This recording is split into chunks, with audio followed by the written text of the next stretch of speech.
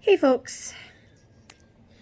So I've been in the hospital for 7 days technically. I'm on day 6 of antibiotics though. Um, it's been kind of a different stay. I've seen GI doctors, so gastrointestinal doctors, and I've seen ear, nose, and throat doctors while I've been here, as well as my normal pulmonologists. So TMI, but I have really bad hemorrhoids, so they've been putting me on stool softeners and fiber and a laxative to try to fix that without having to go to surgery. Because I've had enough surgeries recently, which I'll get to in a minute. So I've been dealing with some GI issues that have not been fun, but we're getting there. It's better now than it was when I got here. So that's great. Respiratory wise, I'm doing much better. I finally got my pulmonary function test done the other day, and it was 34, which is actually pretty decent for me. We're guessing it was probably like 24-ish when I got here, so that's a marked improvement for it only being about a 5-day difference.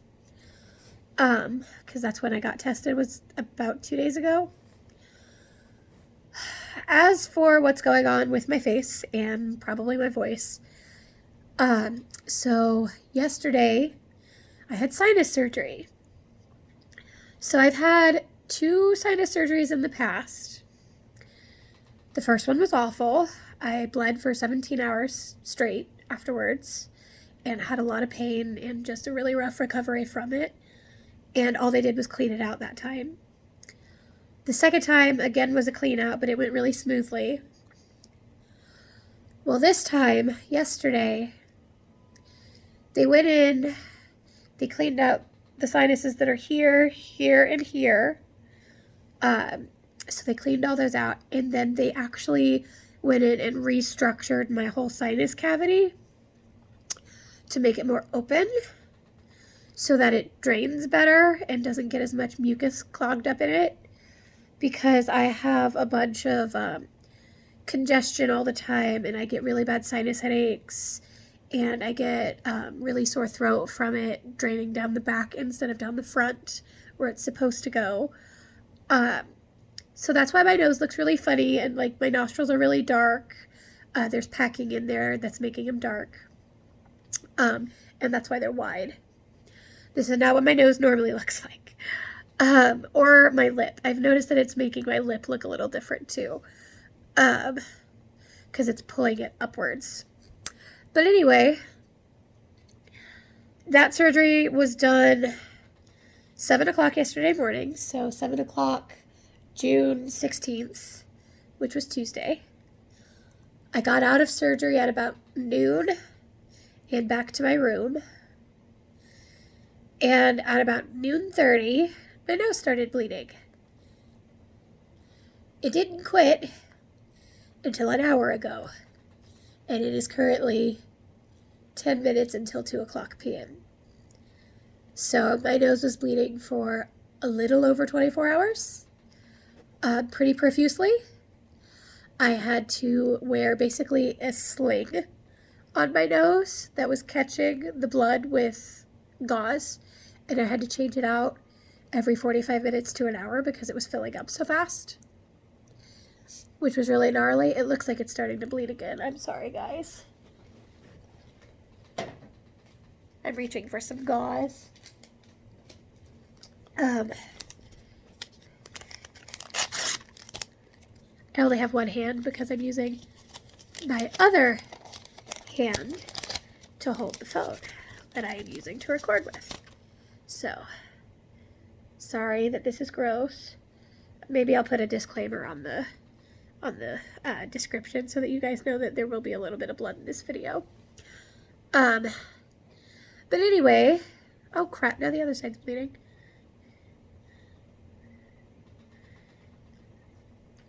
Anyway, I wanted to talk a little bit today about just the struggle of having cystic fibrosis. So everything that I've just explained to you, the GI issues, the sinus issues, being in the hospital at all, this is like normal life. This is nothing unusual. It's nothing different. It's nothing special. It's normal for a lot of people with cystic fibrosis.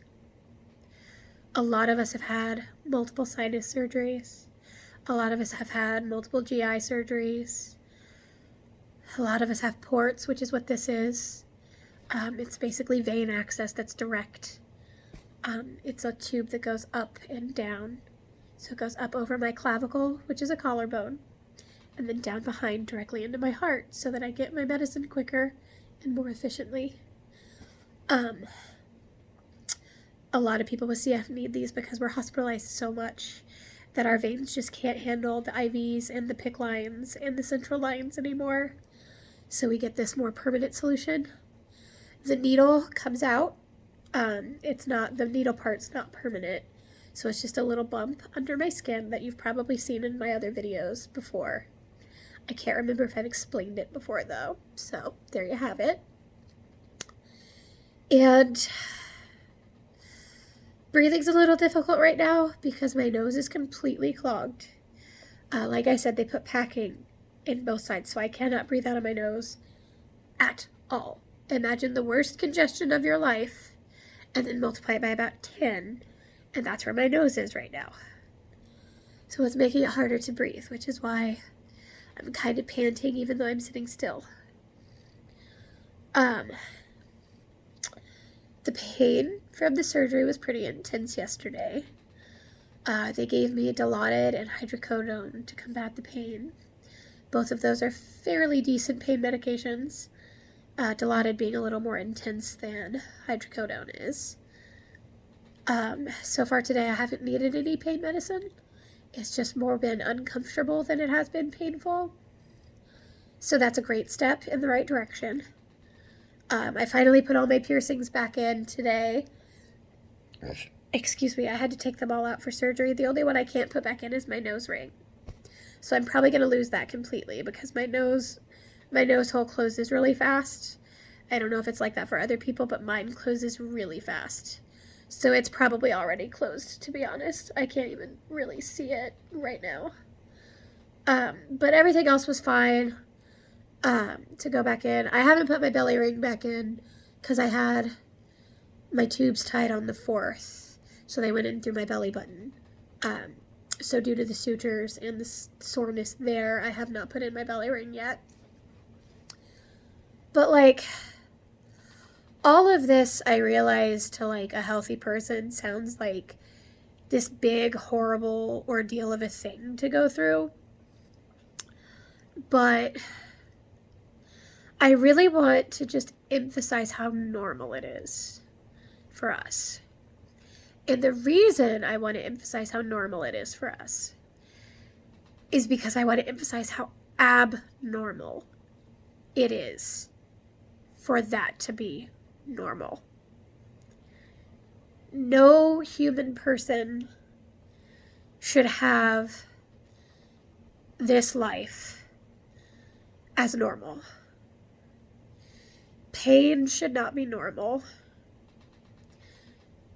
Surgeries every couple years or more should not be normal. A lung function of 34% should not be normal. None of this should be something that I'm used to. It's something that anybody's used to. I should not know as much about the medical field as my doctors do, but I do. I should not know as much about the human body as I do, but I do, because I deal with it every second of every day. And I'm here often, even though I've stayed out for 5 months. I mean, think about that from your perspective. I was in the hospital 5 months ago. For a normal person, that's not that long ago.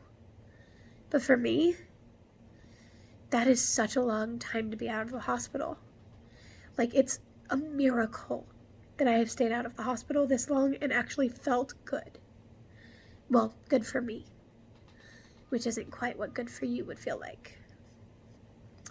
Now, I know that this is getting kind of a serious, what I'm talking about right now, but it's just something I needed to get off my chest, that, like, this should not be any person's normal, but it really, really is. I'm not looking for sympathy. I never want anybody's sympathy. I just want somebody to be able to empathize with what we deal with and know that, like, you shouldn't take your health for granted, ever.